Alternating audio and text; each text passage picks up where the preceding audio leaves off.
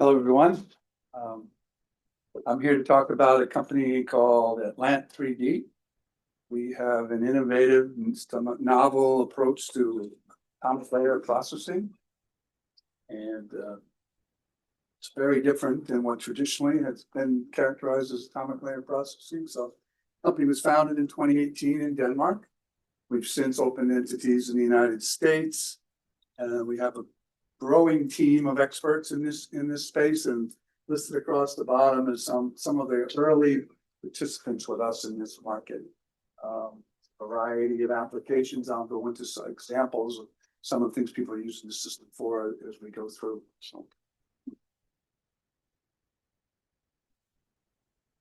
So start with atomic layer deposition historically has been about sequencing precursors and co-gases interspersed with purge cycles and sort of a time-based system.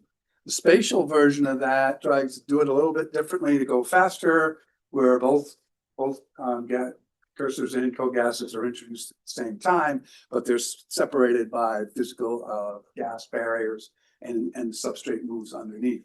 What we've done here with the ATLANT 3D process, which we call direct atomic layer processing, or DALP for short, is we've dramatically shrunk the reactor to get using microfluidic precursor delivery.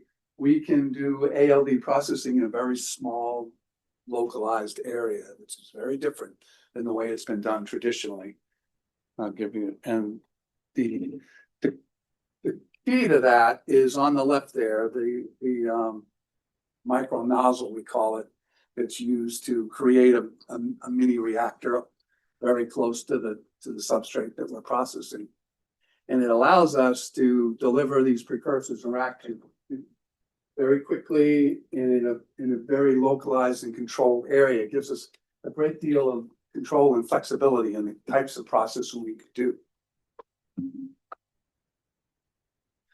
Now you compare that to what's been done traditionally in the space where these processes are normally used.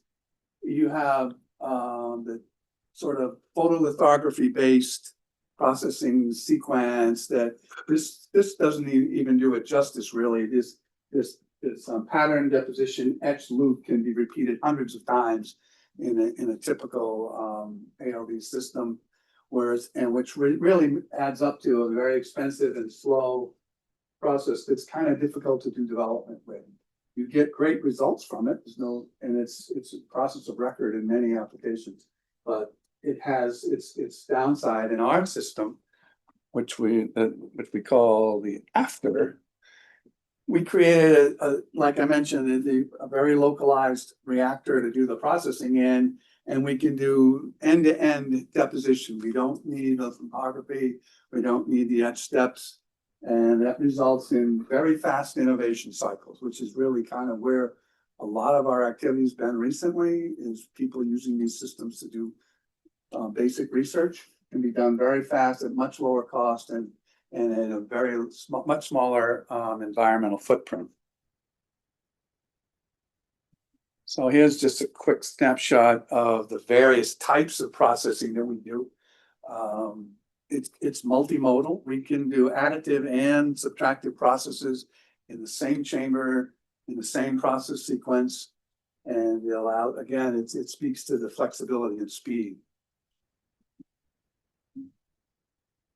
They gave me 50 slides to do in 15 minutes, so I'm going quickly, and I've taken a few out, so we can talk afterwards. This is sort of just a comparison. The key things for us is our resolution can go from 2 microns up to 400 microns.